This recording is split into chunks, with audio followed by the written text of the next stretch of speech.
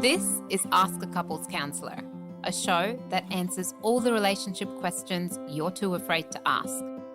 On the show, we'll take your questions and give you the tools you need to build trust and intimacy with your partner. I'm your host, Neha Kapoor. I'm a registered clinical counsellor and psychotherapist, and I'm really passionate about helping couples navigate the challenges that we all go through. Because after all, every relationship encounters some stormy weather now and then. Hello, and welcome to today's episode of Conflict Conversations. In today's episode, we're diving deep into how men and women handle conflict differently and why partners often find themselves entangled in the same arguments time and again.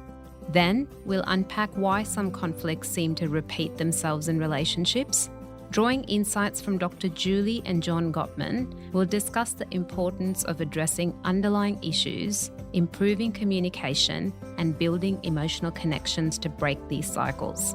Finally, I'll provide practical strategies for navigating conflict in a healthy way, ensuring that disagreements can lead to growth and deeper understanding rather than ongoing tension. Stay tuned as I uncover the dynamics of conflict and share tools to foster healthier and more harmonious relationships. All right, let's get into it. Our first question for today comes from Jess in Sydney. Let's have a listen to Jess's question. Hi, my name is Jess from Sydney, and my question is, how are men and women different when dealing with conflict? What a great question, Jess. How are men and women different when dealing with conflict? Look, in my practice and from what I have observed in couples therapy, men often deal with conflict by attempting to assert dominance or control, which can manifest in things like direct confrontation, competition, or a focus on winning. And they tend to prioritize logical reasoning and problem solving in their approach to conflict resolution. However, this is just a generalization, and it's essential to remember that individual differences do exist, and not all men handle conflict in the same way. Now, on the other hand, from what I have seen, women often approach conflict by prioritizing communication, empathy, and relationship preservation. So they seek to understand the other person's perspective and express emotions and work towards finding compromise or resolution that maintains harmony. Let me give you an example of this. John and Sarah have been married for 5 years. One evening, they have plans to attend a social event with friends. As they're getting ready to leave, John notices that Sarah is taking longer than expected to get ready, and he becomes impatient. He starts to express his frustration, saying, "We're going to be late again because you're always taking forever to get ready." Sarah, feeling hurt by John's tone, responds defensively. "I'm sorry, I'm trying my best. You know I like to look nice for these events." John, focusing on efficiency and punctuality, insists, "But we're always the last ones to arrive. It's embarrassing." Sarah, wanting to maintain harmony and understanding John's perspective, tries to explain, "I know you like to be on time, but I want to feel comfortable too. Can we leave in a few minutes, please?" In this scenario, John approaches the conflict by emphasizing punctuality and efficiency, expressing frustration directly to resolve the issue quickly. His focus is on practicality and solving the problem of being late. On the other hand, Sarah prioritizes communication and understanding. She acknowledges John's concerns, but also expresses her need to feel comfortable and presentable at the event. Her approach seeks to find a compromise that respects both their perspectives and maintains their relationship harmony. This example highlights typical tendencies observed in how men and women may navigate conflicts based on their communication styles, priorities, and approaches to resolving issues. It's important to note that these are generalizations, and individual differences within genders can lead to diverse ways of handling conflict in relationships. Women also tend to rely on support networks and seek collaboration to navigate conflicts effectively. So, like men, individual differences do exist, and not all women handle conflict in the same manner.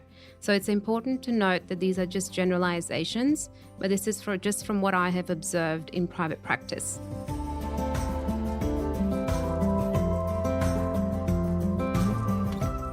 All right, let's have a listen to our second question for today, which comes from Sarah in Brisbane. Let's have a listen to Sarah's question. Hi, my name is Sarah. I'm from Brisbane, and I'd like to know, why do my partner and I always fight about the same thing? What a great question, Sarah. Why do my partner and I always fight about the same thing?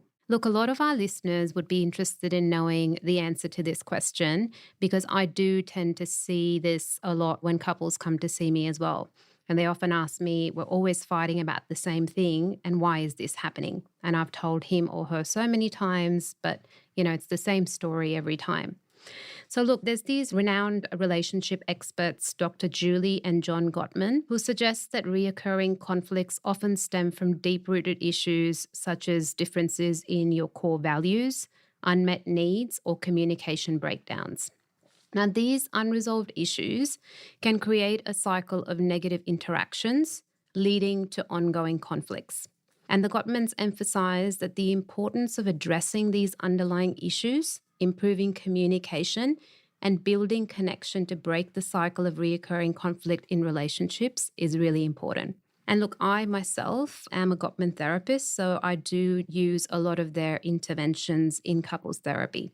And addressing underlying issues, improving communication, and building emotional connection does require consistent effort and mutual commitment.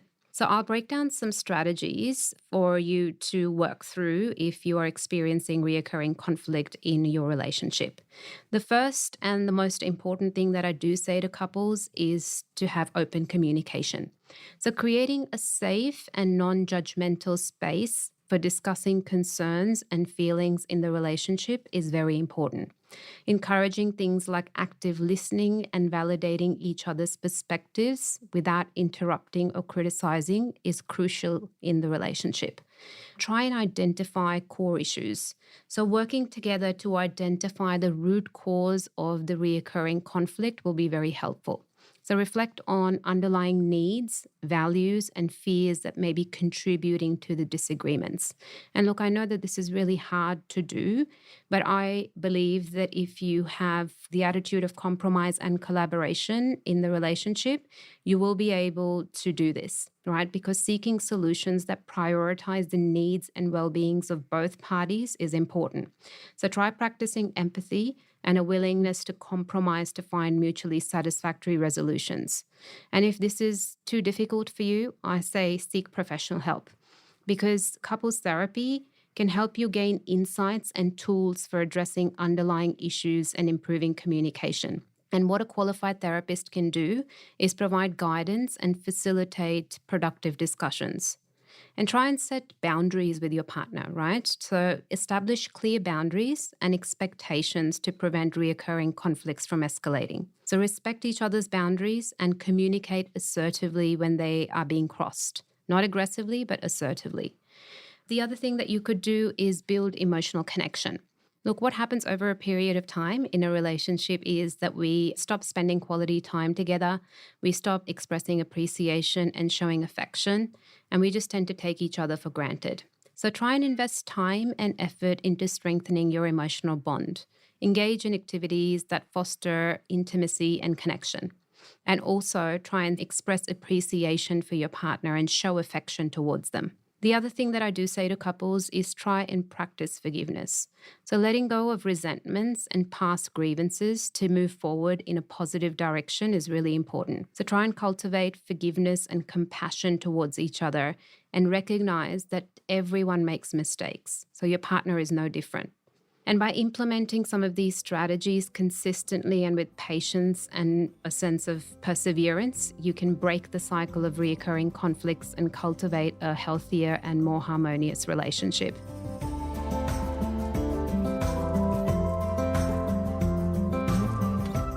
All right. right, let's get into our last question for today. Our last question comes from Brock in Sydney, and let's have a listen to Brock's question. Hi, my name is Brock from Sydney, and my question is, how can I navigate conflict with my partner in a healthy way? That's a great question, Brock, because a lot of couples do struggle with this. So, the first thing that you can do is stay calm.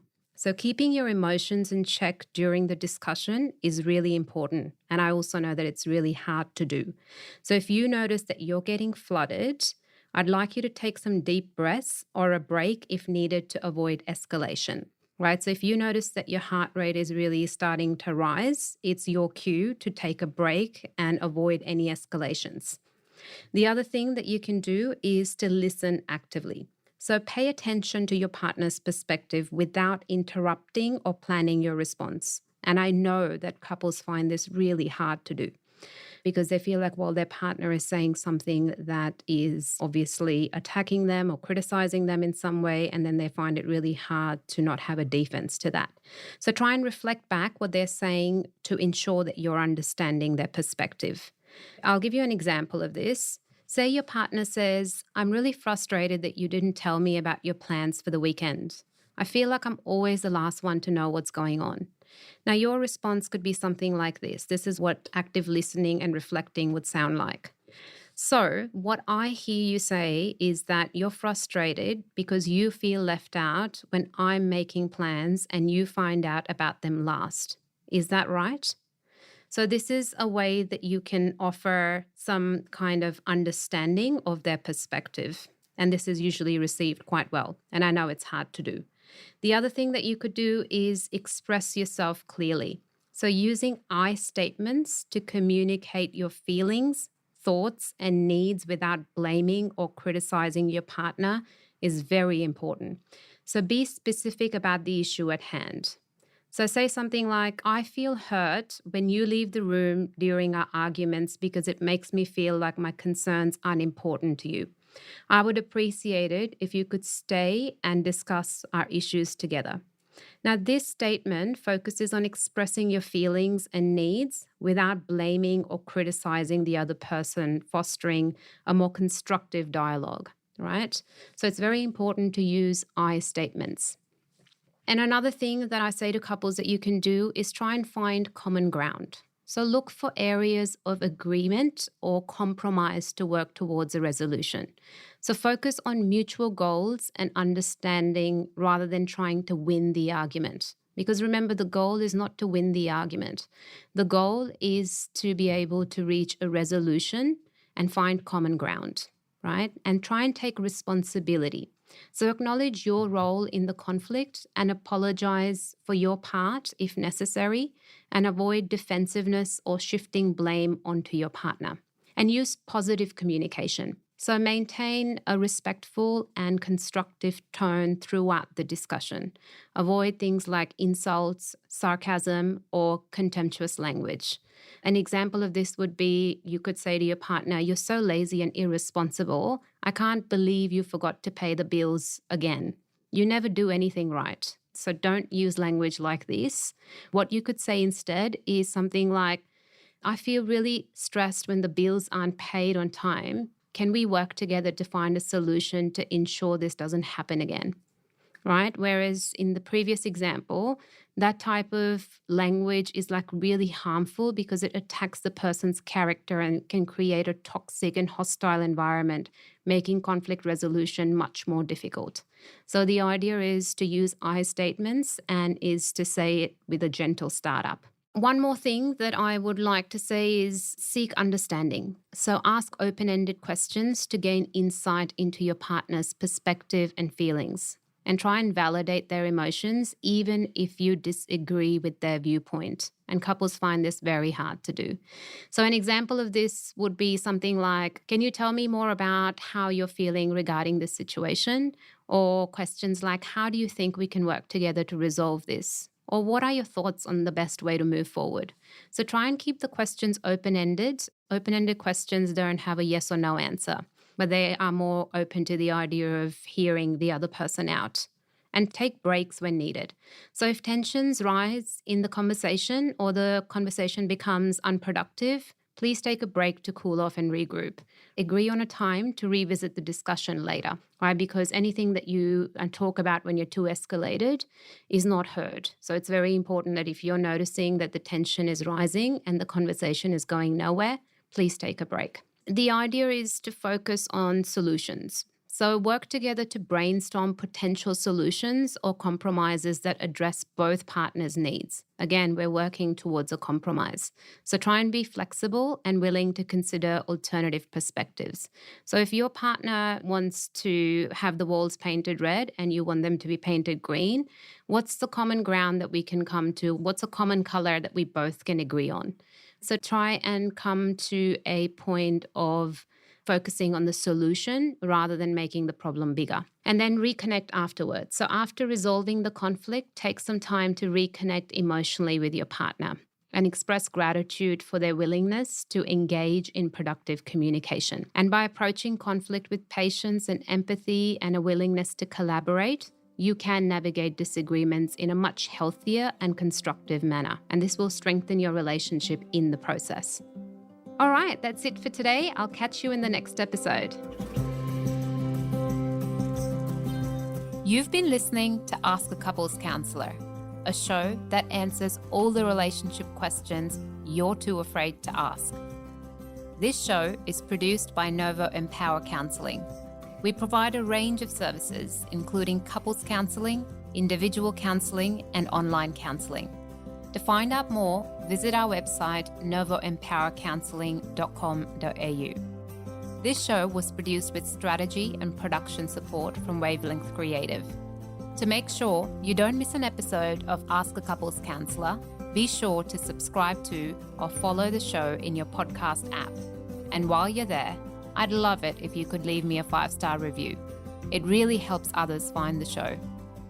I'm your host, Neha Kapoor, and I'll see you in the next episode.